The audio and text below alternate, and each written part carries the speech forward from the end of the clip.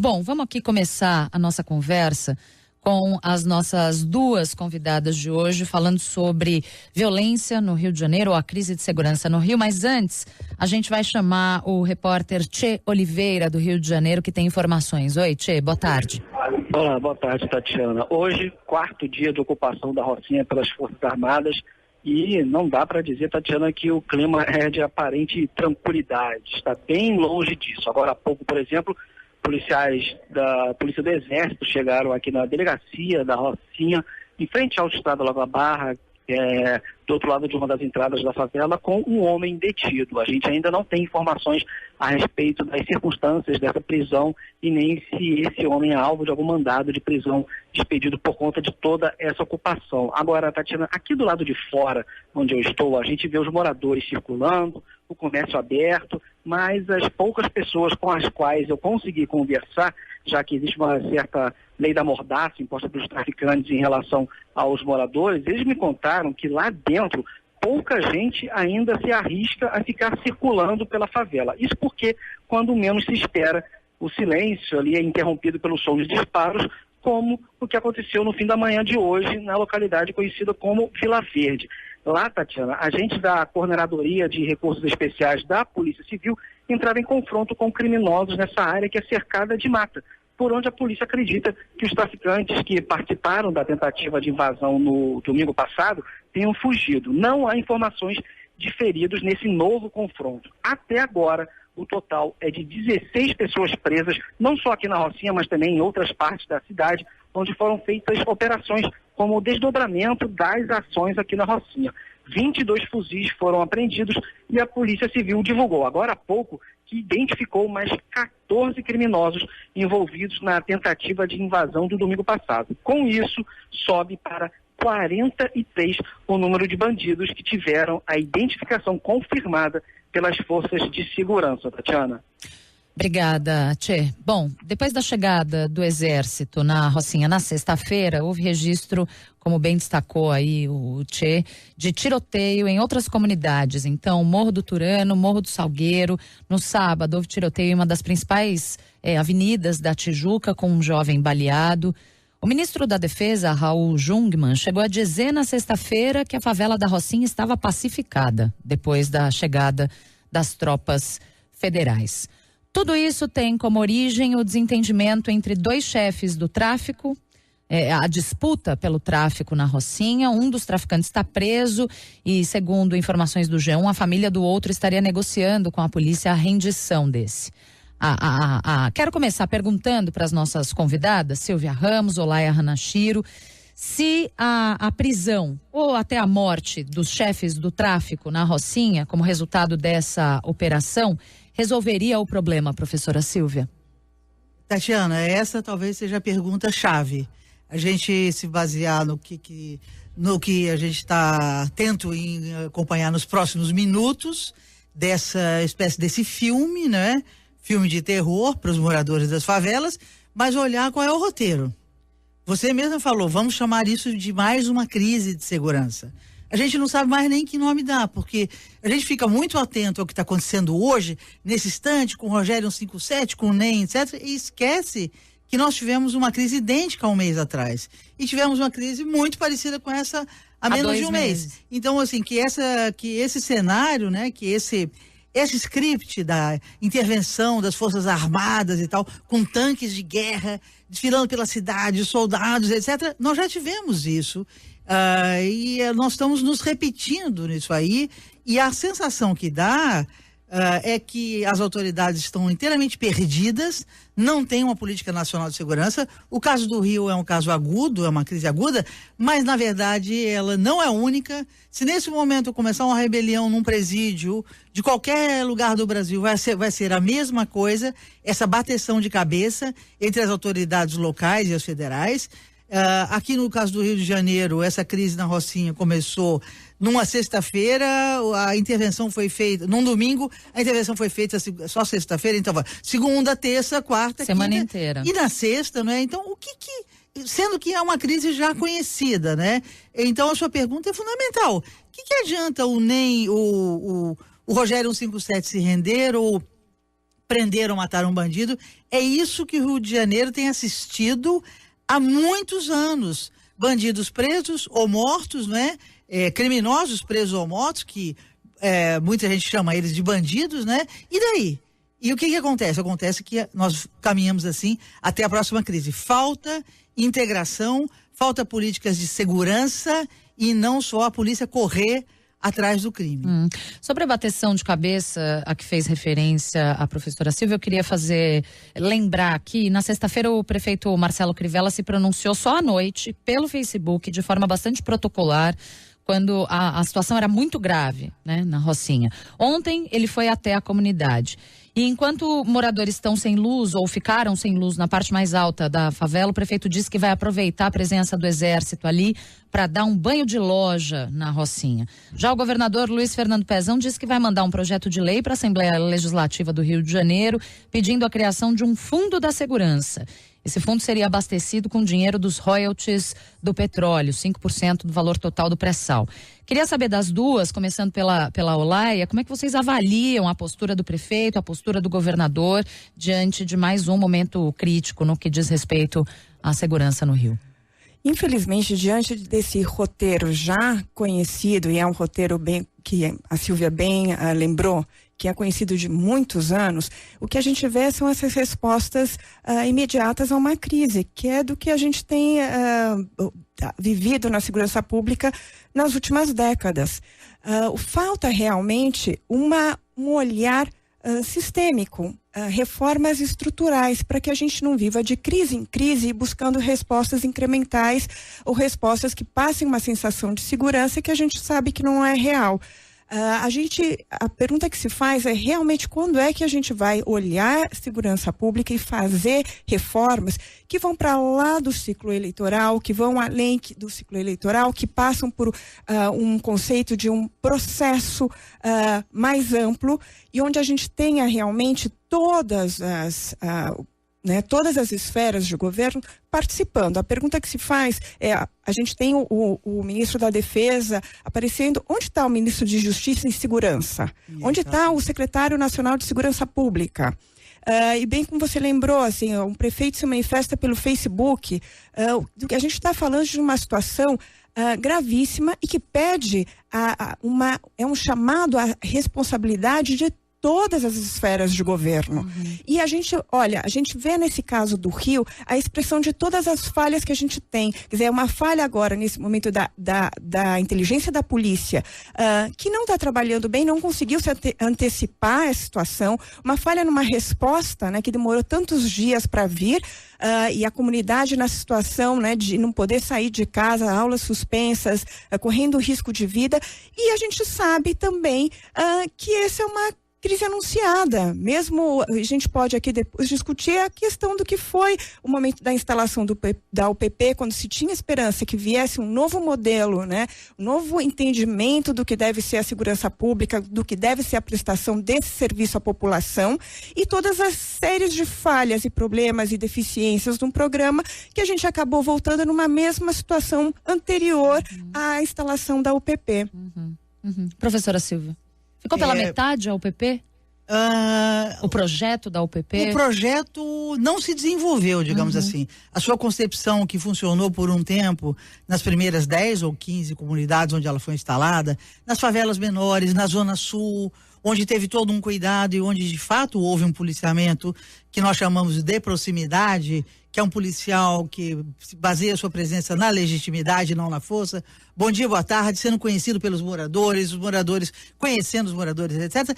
Isso, na verdade, nem funcionou com todas as UPPs. Quando chegou na 20ª até a 39ª, já quando foi inaugurada, já era muito mais um projeto não só eleitoral e político, né? Tinha uma agenda mais política até do que de polícia de proximidade, como em muitos casos, já mesmo na entrada, foi uma polícia de ocupação. Os moradores viam aquela tropa entrando, nunca conheceram os policiais, e os policiais passaram a fazer ali dentro dessas comunidades o que faziam na rua. Mão na parede, documentos, olhando os jovens como suspeitos. Então, muitos moradores passaram a achar que era até pior ter polícia, porque antigamente o jovem ele era revistado quando ele saía da sua comunidade e ia para um bairro da rico. Agora ele era revistado quando entrava na sua comunidade. Então, foi um projeto nesse sentido que ficou pela metade, mas onde ele funcionou, ele teve um impacto muito grande. As taxas de homicídio do Rio de Janeiro caíram, mesmo as taxas de crimes contra o patrimônio caíram, né? Mostrando que é um projeto que pecou pela sustentabilidade e por não ter levado a sério sua própria ideia, concepção, né? Mas eu acho que, assim, a gente, nesse momento de crise que nós estamos vivendo, além de pensar isso, o que aconteceu com o Rio, né? Tem que pensar qual é o pano de fundo disso, que se repete. É como uma doença. Ela se repete tantas vezes que a gente tem que entender o que está acontecendo. Quer dizer, além da gente ter que repensar, no caso brasileiro, a nossa política de drogas, que está levando a isso, esse proibicionismo insano que proíbe as drogas, lidando com elas na base do tiroteio, com os jovens de favela, mas de uma certa forma tolera e autoriza na classe média. Também a gente tem que rever a nossa política prisional, que criou esses comandos poderosos que mandam nas cadeias e que, num certo sentido, mandam nas cidades. E a gente precisa rever as nossas polícias, que hoje no Brasil se caracterizam, comparado com outras polícias do mundo, por investir muito pouco em inteligência, em investigação, e investir muito em tiro, repressão, caveirão, tiroteio, confronto, policiais de preto, aquelas tropas vestidas com aquelas... Isso se está se tornando, aqueles chales que eles usam na cabeça, isso está se tornando uma espécie de ícone da polícia do Brasil. Em todo lugar do mundo, essa polícia só atua e, em último caso, antes atua uma polícia de inteligência. O que nós vimos aqui na Rocinha? Mais uma vez, havia uma escuta desses traficantes, havia a possibilidade de uma antevisão da crise, de uma intervenção prévia, e não foi feito. Não foi feito porque não é só porque o Exército não se comunica com o governo do Estado e com o secretário de Segurança, é porque a Polícia Civil do Rio não se comunica com a Polícia Militar do Rio. Então, a escuta disse, vai acontecer isso. O comandante do batalhão não colocou tropas suficientes. E claro, depois que entra um bonde de 30 homens com 30 fuzis, realmente é muito delicado você tomar a decisão de fazer uma intervenção na base do tiroteio também, que você coloca em risco os moradores e os próprios policiais. Então, essa espécie de elementos da crise é que estão se repetindo se a gente conseguir sair do lugar. Na área de segurança, Tatiana, a área de segurança, diferente da área de educação e de saúde no Brasil, que tem problemas, mas conseguiu avançar e resolver problemas estruturais, a área de segurança é uma área onde as crises se repetem, porque nós temos uma estrutura de 20 anos atrás. Fê? Eu queria saber o seguinte, na sexta-feira, Olaia, antes ali do Circo da Rocinha, a polícia pediu um mandado de busca e apreensão coletivo para fazer revistas em toda a área. Que tipo de mandato é esse? Não é temerário um mandato desse tipo dentro de uma comunidade com 70 mil habitantes? Absolutamente. Isso não seria possível em outro bairro da cidade. É um desrespeito em relação aos cidadãos que vivem na Rocinha. E a gente sabe que já não foi a primeira vez que isso ocorreu. Mas não é isso que vai resolver. A gente tem que realmente... Isso aumenta a desconfiança, inclusive, da população em relação à atuação da polícia. Quer dizer, a polícia tem que agir fortalecendo a inteligência policial, fortalecendo a capacidade de investigação da polícia e trabalhando com uma maior proximidade com a população, que foram essas as falhas que a gente tem visto sistematicamente na segurança pública. Exatamente. Se a gente não conseguir trabalhar, fazer com que a polícia trabalhe próximo à população, a gente vai viver sempre em desconfiança. A população não vai se sentir mais segura e os policiais também não vão poder agir, também vão estar se arriscando muito mais. A gente sabe que a questão da violência policial e da corrupção policial também faz parte desse cenário que a gente está vendo, dessa crise do Rio. Isso prejudica não só a população, como os bons policiais que acabam se arriscando mais. E esse tipo de medida só aumenta essa desconfiança e não ajuda em nada o que tem que ser feito. Realmente a gente tem que pensar como melhorar a segurança pública como um todo. A gente está tendo a cada hora respostas que só incrementam mais a resposta violenta, a percepção de medo e trabalham com a ideia, com o medo que a população vive e tem razão de viver. E o pessoal, os moradores acabam no final, os moradores acabam ficando com medo da própria polícia, não é? Claro, é o medo da própria polícia, uma desconfiança, e aí a gente sabe que em vez de colaborar com a polícia, ou poder buscar ajuda quando precisar da polícia, a gente sabe que a gente tem cada vez mais um enfrentamento que é um enfrentamento equivocado, né? A polícia é essencial para a instituição policial, é essencial para a segurança pública, e ela só vai funcionar quando ela estiver trabalhando realmente em função da proteção dos cidadãos. Uhum. Bom, são 2h27. A gente vai fazer uma pausa aqui, mais um intervalo, 3 minutos para as informações da sua cidade. Na sequência, tem as informações do repórter CBN e em seguidinha a gente volta a conversar com a cientista social Silvia Ramos, coordenadora do Centro de Estudos de Segurança e Cidadania da Universidade Cândido Mendes, e também com a coordenadora do Fórum Brasileiro de Segurança Pública, Olaya Hanashiro. Voltamos a acionar a nossa reportagem no Rio de Janeiro. Agora você, Arthur Neto. Tatiana, 768 alunos estão sem aulas hoje em escolas da rede municipal de ensino no Morro do Turano, no Rio Comprido, na zona norte do Rio, onde PMs do BOP fizeram uma operação à procura de criminosos que fugiram da favela da Rocinha na sexta. Uma escola, 2 creches e um espaço de desenvolvimento infantil não abriram nesta segunda-feira. Na ação de hoje, um homem foi preso e uma pistola apreendida. Houve uma intensa troca de tiros com bandidos no Morro do Turano, mas por enquanto não há informação de feridos. Os PMs vasculham os becos e ruas da comunidade. Apesar do cerco feito pela PM por militares das Forças Armadas, na Rocinha, os bandidos da quadrilha de Rogério Avelino da Silva, chefe do tráfico na favela, fugiram pela mata e foram para morros que ficam em outros 5 bairros. Um levantamento do jornal Extra apontou que os criminosos usaram as trilhas da Floresta da Tijuca e que pelo menos 200 homens estariam escondidos nos morros do Borel, Formiga, Salgueiro, Turano, Fogueteiro e Prazeres. Tatiana. Obrigada, Arthur. Bom, tudo que a gente já conversou aqui faz a gente chegar a pelo menos 2 conclusões. Primeiro, todas essas medidas que estão sendo tomadas agora são emergenciais. Nenhuma delas mexe com a estrutura do problema. E a segunda conclusão é: os moradores desses lugares sempre sofrem, né? O Jornal Extra fez uma reportagem esse fim de semana com moradores da Rocinha dizendo que os policiais arrombaram as casas deles. Alguns policiais arrombaram algumas casas, entraram sem mandado. É uma situação corriqueira, Silvia? É uma situação histórica. As favelas se tornaram um lugar no Rio de Janeiro e algumas áreas pobres que, sob o domínio de grupos armados, sejam os grupos armados ligados à venda das drogas no varejo, que é do varejo do tráfico de drogas, que a gente chama no Rio de traficantes, né? Sejam as milícias. E esses grupos disputam permanentemente os territórios, entre eles, com as milícias e frequentemente com as polícias. A polícia do Rio de Janeiro, nos últimos 30 anos, teve um papel importante na violência.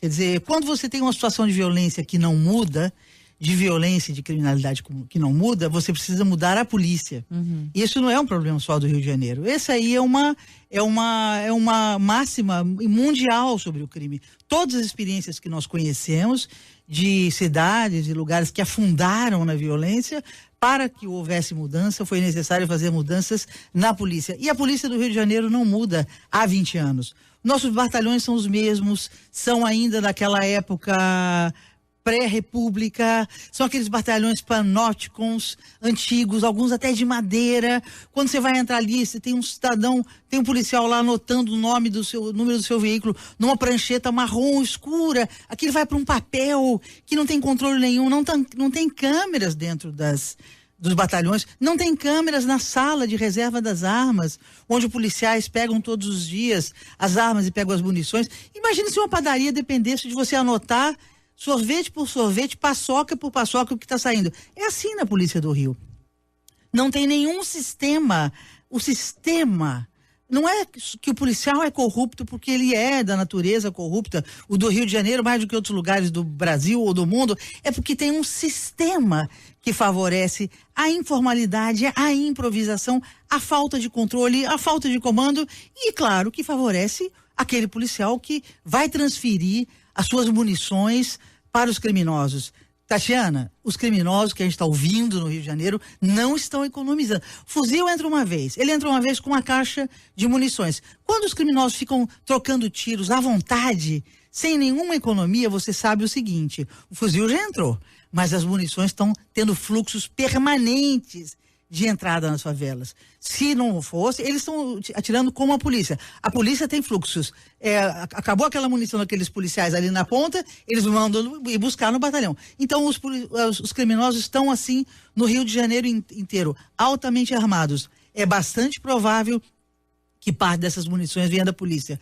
Quando há uma investigação no batalhão, como no caso de São Gonçalo, o que nós vimos é que praticamente 1/3 do batalhão, isso nós não, o Ministério Público apontou, nome por nome, estava envolvido em situações de criminalidade ou de ilegalidade. A gente não descobre mais porque as investigações não são feitas. A Corregedoria da PM do Rio de Janeiro fica muito mais preocupada em processar o Coronel Ibis, que é um coronel que fala a verdade sobre a própria polícia, do que fazer investigação de corrupção. Então, você estava perguntando, será que as crises estão se repetindo? Será que é a mesma coisa? Será que os moradores de favela estão sendo desrespeitados?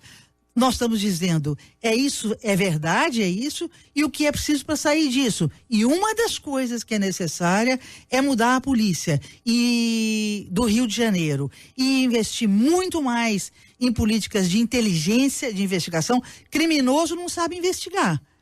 Criminoso só sabe dar tiro. Se o policial ficar também só dando tiro de volta, viraram praticamente 2 gangues. É por isso que nós dissemos, policiais, parem de atirar.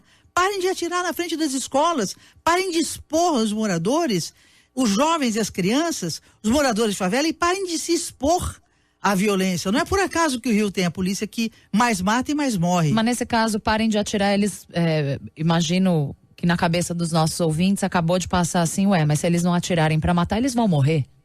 O problema é que não dá para, quando o fuzil já chegou na favela, a pior solução é você enfrentar esse criminoso que está com fuzil na favela. Nessa mesma operação, o que eles estão fazendo? Eles estão esperando os criminosos saírem e pegando os fuzis fora da favela. O ideal é não haver confrontos dentro. As favelas são lugares muito adensados. Os becos são estreitos. Um fuzil é uma arma que atinge de 800 metros a 2 quilômetros de distância. Não existe nada mais contraditório do que usar fuzil numa área super adensada. Imagine usar fuzil nos Jardins ou na Avenida Atlântica. É um absurdo, porque tem muitos prédios. Na favela é mais adensado ainda. Então, é claro que isso pode acontecer como uma exceção e não como uma política, que é o que tem acontecido no Rio nos últimos, não é nem só esse governo, sabe? Tatiana, nem só esse secretário de segurança. Tem acontecido isso nos últimos 20 anos. Política de confronto prevalece.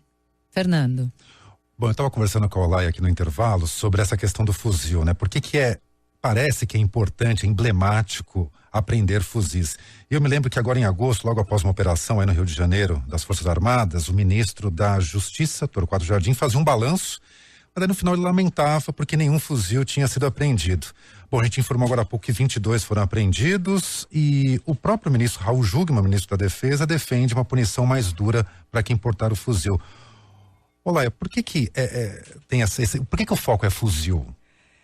Realmente, a presença de fuzis, essa apreensão mostra que há um armamento pesado por parte dos criminosos, mas ela não resolve nada, ela acaba sendo mais uma resposta midiática do que realmente efetiva em relação à violência e à criminalidade, porque ela não rompe, não quebra nenhum esquema criminal da organização, e a gente sabe que não resolve. Como a Silvia vem falando, esses fuzis, o que precisa ser feito é um trabalho de investigação e inteligência para que esses fuzis não entrem na favela. E a gente sabe que não é ali, eles não são produzidos ali na favela. A questão é como evitar que eles cheguem ali. E não adianta depois entrar e pedir esses mandado de busca e apreensão em qualquer casa de qualquer morador, resolver dessa maneira, porque a gente sabe que não adianta nada. Quer dizer, a gente tem que trabalhar, a polícia tem que trabalhar antes desses fuzis entrarem na favela.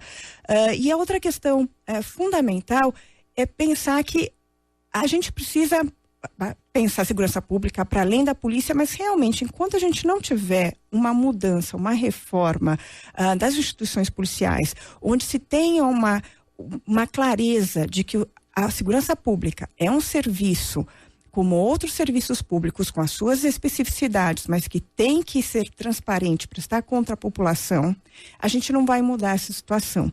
E é muito importante lembrar que realmente não é com essa abordagem de enfrentamento que se vai resolver o problema. E isso é importante até para a gente pensar que não são as Forças Armadas que vão resolver a situação no Rio. Tem um chamado às Forças Armadas que estão ficando cada vez mais frequentes e por períodos mais longos, mas isso não é o que vai resolver. As Forças Armadas não estão preparadas para esse tipo de trabalho, eles não estão preparadas para cuidar da segurança pública. A gente não pode transformar as comunidades em campo de batalha. Não é isso. A Forças Armadas está preparada para aniquilar o inimigo, para negociar quando você tem projetos políticos, outros projetos de poder, que não é o caso. Ali a gente está falando de criminalidade que pode ter penetração, né, no governo, judiciário, mas é isso com investigação, inteligência que você vai romper isso, porque o que está buscando aí é o lucro. Não existe um outro poder. E é dentro da esfera da segurança pública que se vai resolver. Olá, então a gente precisa ter... Sim. Não, é exatamente o que você está falando. Só para acrescentar uma coisa, o Fernando falou, foram apreendidos 26 fuzis. Ótimo, maravilhoso, porque na outra operação não foi apreendido nenhum. Mas, Fernando, lembre-se o seguinte, outro dia eles apreenderam 66 fuzis no aeroporto e depois revelaram que esta mesma quadrilha, de quem eles apreenderam 66 fuzis, já tinha ingressado nos últimos 2 anos no Rio de Janeiro 1.000 fuzis. Então, dos 1.000, a polícia apreendeu 60. Então, os 940 foram direto para as favelas. Então, realmente, quando você aprende 26, é maravilhoso. Fica todo mundo aliviado no Rio de Janeiro, porque uma operação apreendeu 26. Mas lembre-se que só uma quadrilha ingressou 940 nos últimos 2 anos. E Silvia, e a questão da violência, que a gente sabe, a maioria dos homicídios, né, são cometidos com armas de fogo, mas são armas de fogo de baixo calibre. Então a gente tem sempre uma visão, acaba tendo uma distorção em relação tanto aos diagnósticos, a gente vai contra as evidências que a gente tem e a gente dá respostas equivocadas. Quando a gente vê a tentativa de flexibilização do estatuto, né, ou revogação do estatuto de desarmamento, isso sim seria de uma grande responsabilidade se acontecesse, e a gente está vendo uma campanha muito forte nesse sentido. Então, quer dizer, em vez de desarmar, atuar para tentar desarmar os bandidos, a gente vai brigar por armar também a população, porque né? Em vez de ter um maior controle da circulação de armas, a gente está querendo flexibilizar essa circulação, então vai ficar muito mais fácil ter arma, e a gente realmente aí transformar as cidades em faroeste. Então, essa é uma resposta equivocada e inadequada. A gente volta a discutir a violência e a crise de segurança no Rio de Janeiro. Estávamos aqui falando sobre os fuzis, por que o fuzil é tão importante e tal. De onde vêm essas armas? Como é que elas chegam aqui? E qual é a grande dificuldade em interromper esse caminho, Silvia? O modelo de negócios do tráfico carioca se tornou mais e mais quase que exclusivamente baseado na violência. Quando uma quadrilha quer disputar com outra, eles não disputam quem vende droga mais barato, quem oferece as melhores embalagens ou qualquer coisa ligada a dinâmicas de mercado. Quem paga melhor seus funcionários ou coisa assim. Eles disputam na base da bala, do assassinato, da matança. A polícia, nos últimos anos, na medida em que também adotou uma política só de confronto e não de inteligência e não de desarticulação dessas quadrilhas, antes de essas dinâmicas chegarem na ponta final, ou seja, dentro das comunidades de favelas cariocas, na medida que a polícia adotou isso, sem querer ou querendo, estimulou essas dinâmicas. Então, acontece que o negócio do fuzil passou a ser um negócio muito mais, inclusive, rentoso do que o negócio da droga. Eles vendem, enquanto na classe média alguém compra um tablete de 50 gramas de alguma substância ilícita, na favela são 50 papelotes. É aquela mesma quantidade dividida em 50 papelotes que alguém ajudou a embalar, etc, etc. Mas você tem uma estrutura forte ali protegendo aquilo. Contra a polícia e contra as outras facções. A lógica do fuzil foi uma corrida armamentista com a polícia. Então eles foram importando sempre em sistemas de tráfico de armas E toda a lógica foi para reprimir a droga. E nenhuma lógica foi utilizada para reprimir esses fluxos de tráfico de armas, que são fluxos internacionais, pelo menos quando são de fuzis. A Olaya falou muito bem. O que mata mais, em termos de vai fazer a contabilidade dos homicídios no Brasil, é muito mais o revólver e a pistola. No caso do Rio de Janeiro, o fuzil é uma ostentação de controle de território. E a polícia só entra nas favelas com fuzis e com caveirões, com blindados. Então, virou aquele cenário de guerra. Os traficantes passaram a gastar muito mais dinheiro em se armar do que com a própria compra de drogas. E passaram, inclusive, a vender outras coisas na favela, quer dizer, a explorar negócios do gás, do mototáxi, etc., oprimindo mais ainda os moradores. Isso tudo por quê? Porque os criminosos têm o fuzil e o poder de vida e morte nas mãos. Então, a gente tem uma dinâmica... Tatiana, fuzil em favela só acontece no Rio de Janeiro. Não tem em nenhum outro lugar do Brasil esse uso tão extensivo e intensivo. E tem poucos lugares do mundo. Não é possível que o Rio de Janeiro só criou a Desarme, que é a Delegacia de Desarmamento, ligada à investigação de armamentos, em 2017, neste ano. E a crise das armas e da violência nas favelas existe há mais de 20 anos.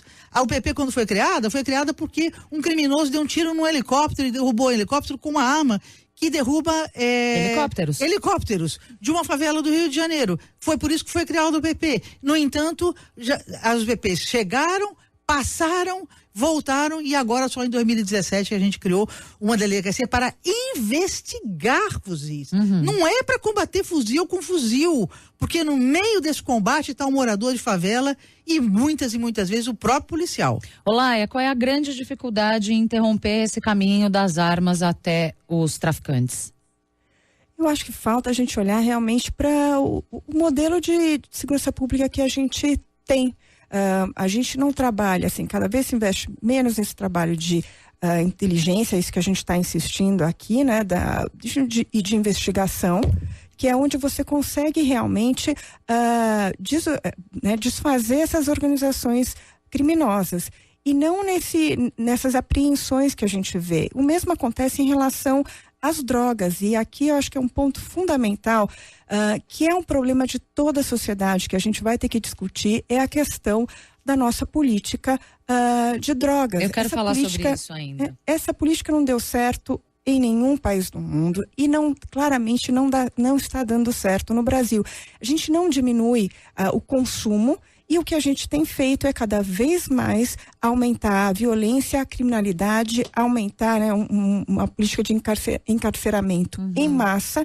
Então, por onde a gente olha, a gente vê que é uma política que é burra e ela é muito irresponsável, porque a gente só está aumentando o problema e investindo em lugar errado, onde a gente deveria investir, que é na saúde pública, para cuidar da questão das drogas, ou em campanhas, poder começar a falar das drogas, sem esse tabu que existe, porque as drogas sempre existiram. Vão continuar existindo. E vão continuar existindo. O consumo tem aumentado e ela está presente, quer dizer, as pessoas sabem que tem filhos, drogas estão presentes nas escolas, nas baladas. Então, não é esse tipo de política de repressão às drogas que tem resultado. Então, a gente vai ter que fazer essa conversa, como é que se faz responsavelmente, né? Quer dizer, a descriminalização do uso de drogas e como é que se faz, não é de um dia para outro, não é de qualquer maneira, mas como é que a gente faz para mudar realmente essa política de drogas, que só faz aumentar o crime organizado, fazer com que a droga fique cada vez mais cara, se controle menos o que os jovens estão usando. E quando a gente precisa, realmente é de uma outra abordagem em relação ao tema das drogas. Isso é fundamental. A gente precisa chamar essa conversa e a responsabilidade é de todos. Assim, essa questão da violência não é só dos moradores da Rocinha, não é um problema apenas deles, é um problema de toda a sociedade. E a gente está vendo essa crise no Rio, mas esse é um problema que tem em todo o Brasil. A gente vê o aumento da violência, o aumento do número de homicídios nas cidades de pequeno e médio porte, principalmente no Nordeste, mas a gente tem visto esse aumento e essa interiorização da violência por todo o país. Então, esse é um problema que diz respeito a todos nós. Muitas vezes as pessoas, a gente escuta alguns comentários como se esse problema fossem deles, né? Traficantes se matando entre eles. Não é, primeiro que não é exatamente isso. A violência que vive as comunidades onde elas têm que conviver, né, com o crime organizado, né, com os traficantes de drogas, afeta toda a comunidade. Quantas vezes as aulas são suspensas, a qualidade do atendimento, do posto de saúde, a outra questão que a gente não pensa, a socialização em que as crianças e os jovens estão crescendo. Qual é a relação, qual é o respeito, o valor da vida, o respeito à legitimidade, inclusive, das instituições policiais, por todas as questões que a gente vem discutindo, da corrupção, da violência policial. Como é que qual é a relação com o Estado? Você tem algumas questões muito mais sérias e que dizem respeito ao que a gente quer como país, como um modelo de um projeto de país, que diz respeito a todos nós. Eu quero falar um pouco mais sobre política de drogas daqui a pouquinho. Antes eu quero fazer aqui uma correção. Não sei qual de vocês duas falou sobre a investigação com relação ao batalhão de São Gonçalo, dizendo que foi o Ministério Público. E na verdade foi um delegado da divisão de homicídios de Niterói. Então tá feita a correção, um delegado... uma delegada, né? Ligou aqui para nos corrigir, não é isso, Júlia? Então, a quem a gente agradece sempre. Muito obrigada. Já que ambas as entrevistadas falaram sobre uma revisão profunda da política de drogas, de combate às drogas que se faz hoje no país, quer dizer, descriminalizar as drogas seria um caminho, porque se o problema é o tráfico, se as drogas passassem a ser legais, além do Estado arrecadar imposto, com isso, o traficante não teria mais motivo para existir. Porém, eu estou tentando aqui reunir e fazer em duas perguntas várias perguntas de ouvintes que estão escrevendo para cá falando sobre a política de drogas. Então vamos pensar que se descriminalizaríamos todas as drogas no país. Será que os traficantes hoje não atentariam contra quem vende legalmente? E outra pergunta, ou não encontrariam, digamos, uma outra atividade criminosa para atuar? São algumas das perguntas que chegam aqui dos nossos ouvintes. Quero começar com você, Olaia. Provavelmente. Acho que essas preocupações são totalmente pertinentes. Por isso que ela não pode ser feita de um dia para o outro e de maneira irresponsável. Ela tem que ser feita, tem que existir um planejamento, um desenho de uma política pública que possa ir monitorando, vendo como é que se faz. E a gente pode começar estudando países onde começaram a fazer esse tipo de coisas e ver o que deu certo. Não se trata de importar modelos para cá. O que não funcionou, o que precisa ser pensado. Como eu dizia, o que a gente precisa de fato é rever a política de combate às drogas. Não é de um dia para o outro que você vai, não é liberar as drogas de um dia para o outro. Isso tem maneiras de ser feito. Existem vários especialistas que trabalham com o tema. Existem várias questões a serem cuidadas e realmente uma delas isso, a transferência do crime organizado, provavelmente, né, se transfira para outra ação. Por isso essas coisas têm que ser feitas de maneira cuidadosa. Agora, o fato é que isso é inegável, que a gente está insistindo numa política que não dá certo, que ela não tem nenhum resultado em relação ao uso, ao consumo de drogas. A gente precisa, inclusive, tratar essa questão do consumo de drogas de outra maneira. Uma das maneiras que faz parte desse quadro de violência, a gente trabalhar a questão da prevenção, a vulnerabilidade de uma série de grupos, entre eles os jovens, e aí a questão das drogas também passa, mas é uma outra abordagem. O que a gente vê também, quando a gente olha de maneira sistêmica para a questão da segurança pública, né, para o sistema de justiça criminal como um todo, como a gente está aprendendo mal, a gente está aumentando cada vez mais o encarceramento em função dessa política de drogas, onde a gente prende pessoas com baixa periculosidade, que realmente poderiam ter outro tipo de penas, está prestando penas alternativas, tem uma outra abordagem, né, em relação a essas pessoas. O que a gente faz é criar uma situação insustentável do sistema carcerário e a gente prende realmente o que são crimes contra a vida muito pouco. pela assim, uma capacidade cada vez menor que a gente tem visto da polícia em investigar, em solucionar os casos de violência contra a vida. E a gente continua lidando com essas distorções. Então, não é aqui, as pessoas confundem quando se fala em descriminalização da droga como se isso fosse uma apologia ao uso das drogas. Não se trata disso. Se trata de fazer um debate realmente mais realístico e efetivo em relação ao tema das drogas. A gente sabe que elas existem, que ela sempre existiu o consumo das drogas na humanidade toda, seja de uso recreativo, seja por rituais religiosos, por outras questões, sempre existiu. A gente precisa começar a olhar para esse tema sem tabu, e a melhor maneira, inclusive, da gente evitar o consumo de drogas é informando e conversando cada vez mais nas escolas, com os jovens. E a violência a gente precisa tratar de outra maneira, essa questão do crime organizado em relação ao tráfico, né, a comercialização ilegal das drogas, que a gente sabe que é absolutamente, é de um lucro que é impossível conseguir investir da mesma maneira, competindo com os lucros cada vez maiores nesse comércio. A gente sabe que é uma política que não dá resultado. Vários países estão revendo essa política e a gente continua andando na contramão. De repente, não sei se todas, mas descriminalizar algumas drogas e tratar como o cigarro foi tratado, por exemplo, quer dizer, houve uma série de leis no país que inibiram o fumante, tem tratamento de graça para quem quer parar de fumar em universidades, em várias cidades brasileiras. Então, quer dizer, teve campanha, né? Tem bastante campanha alertando sobre os malefícios do tabaco e do álcool, mesmo do álcool. A gente sabe o consumo do álcool, o problema do alcoolismo que a gente tem no país, de consumo de cada vez jovens com uma idade ainda cada vez mais baixa. Então a gente sabe que a gente tem uma série de outros problemas que precisam ser tratados, cuidados. Mas no caso do tabaco, no caso do cigarro, o número de fumantes diminuiu e vem caindo já há vários anos, né? Por uma campanha, exato, né, de você uma série de falar medidas abertamente, exatamente, e o atendimento, né, o que se investe na repressão pode ser investido na saúde. Exatamente, e de uma maneira muito mais eficiente. Então, é esse debate que a gente precisa fazer.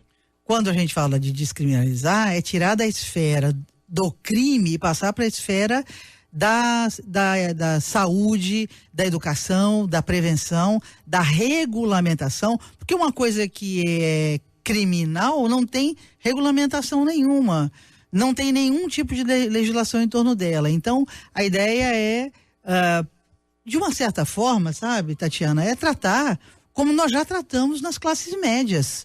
Quando um jovem de classe média atualmente faz uso abusivo de drogas, não só de drogas ilícitas, como maconha, cocaína, mas também de álcool. Não é visto como criminoso. O que a gente faz? Clínica, a gente leva ele para o médico, leva para o psicólogo. Quando ele se comporta bem, ele no final do ano ganha uma viagem, tira do judô, põe no karatê, não sei o que e tal. A gente acompanha um a um. Por que será que quando esses jovens são jovens de favelas, das periferias do Brasil, são negros, etc., né? A gente acha que é tudo traficante e coisas do mal e acha que ali sim é possível tratar isso na base do tiro e da polícia, né?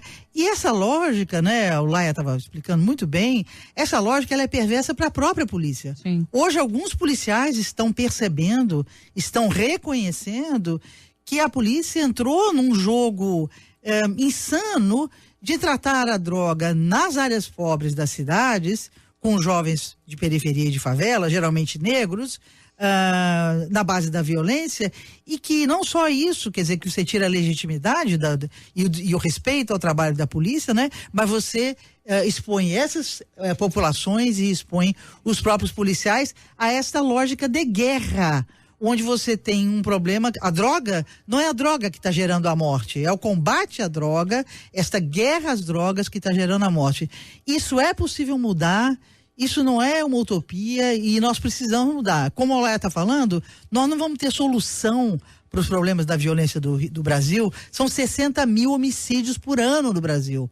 O Brasil é o país com o maior número absoluto de homicídios, está entre as 10 maiores taxas de homicídios do mundo há vários anos. Será que quanto tempo mais a gente vai demorar para ter um governo que faça um pacto nacional pela redução de homicídios e a gente, como sociedade, desperte para isso? Será porque a maioria dos jovens que estão morrendo são jovens negros, por isso que a gente se importa talvez um pouco menos ou dê menos atenção a isso?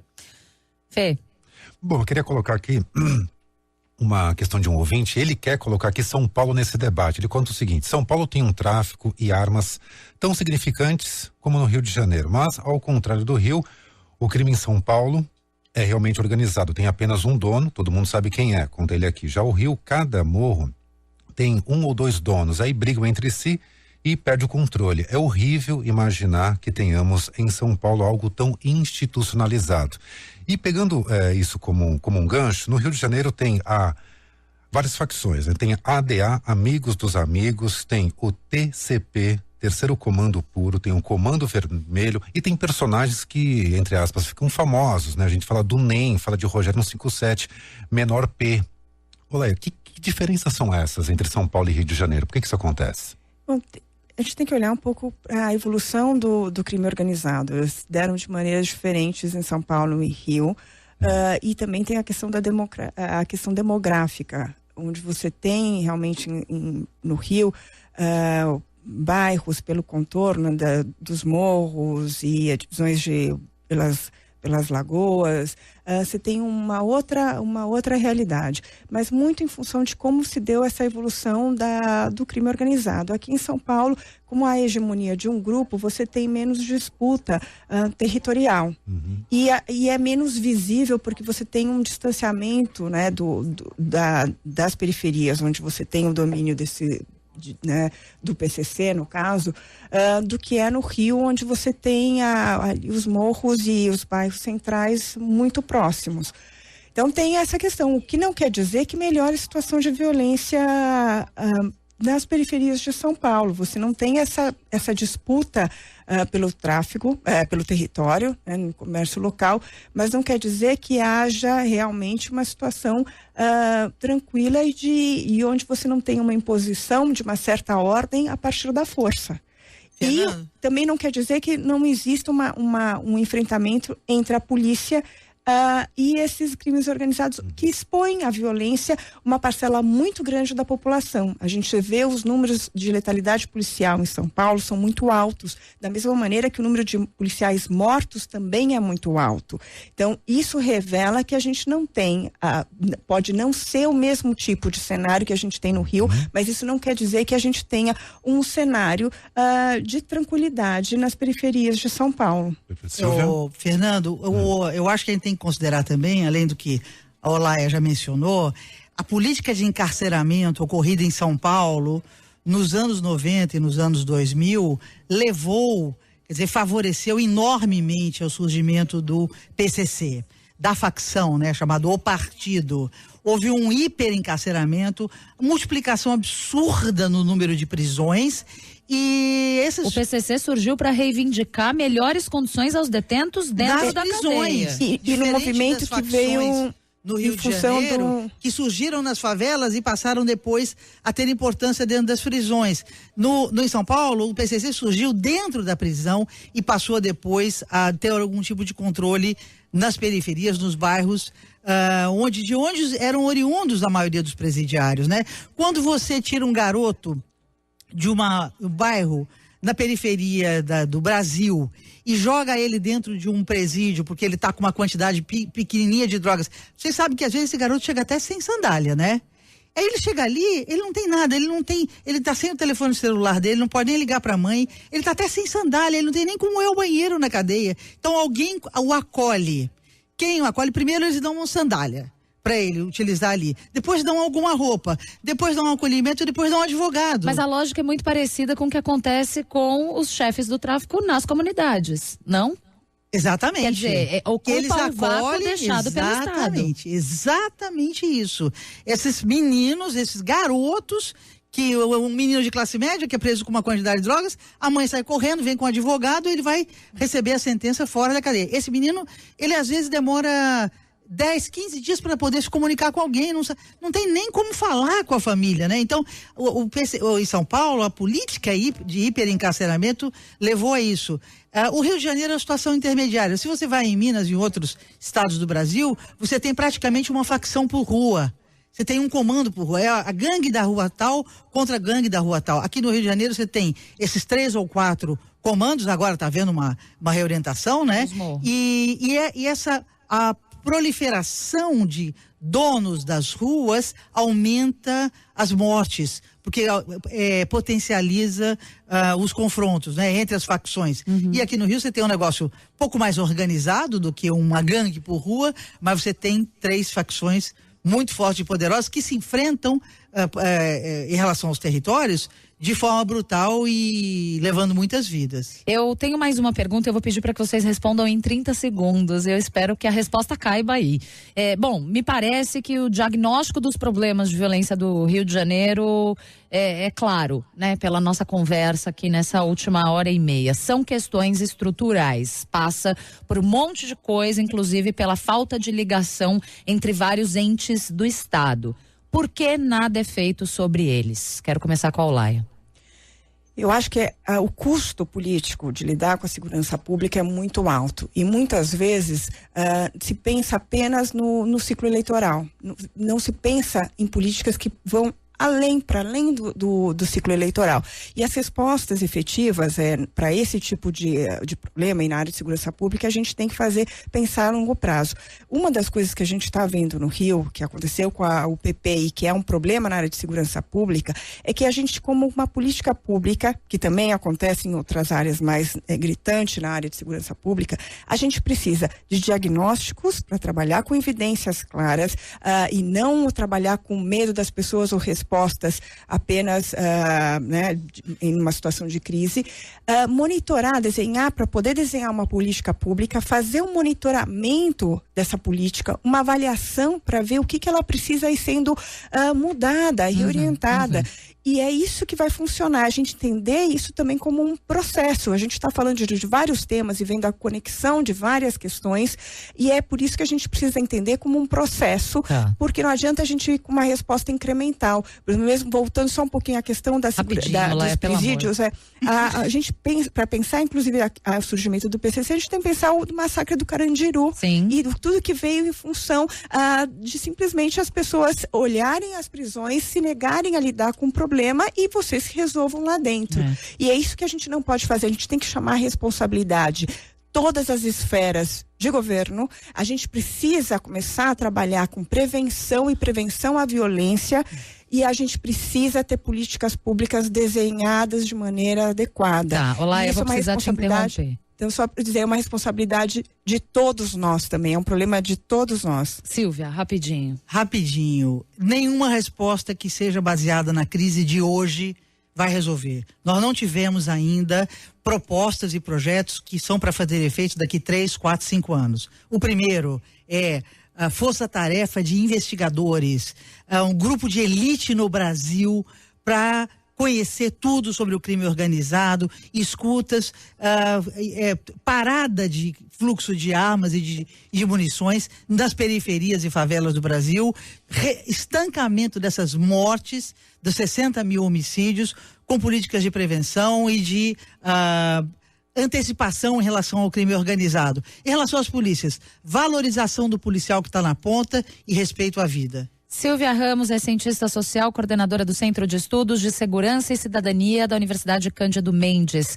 Quero agradecer muitíssimo a sua participação hoje aqui no Estúdio CBN. Silvia, obrigada, viu? Obrigada, Tatiana. Olaia Hanashiro é coordenadora do Fórum Brasileiro de Segurança Pública, a quem agradeço mais uma vez também a participação aqui no Estúdio CBN, viu, Olaia? Obrigada.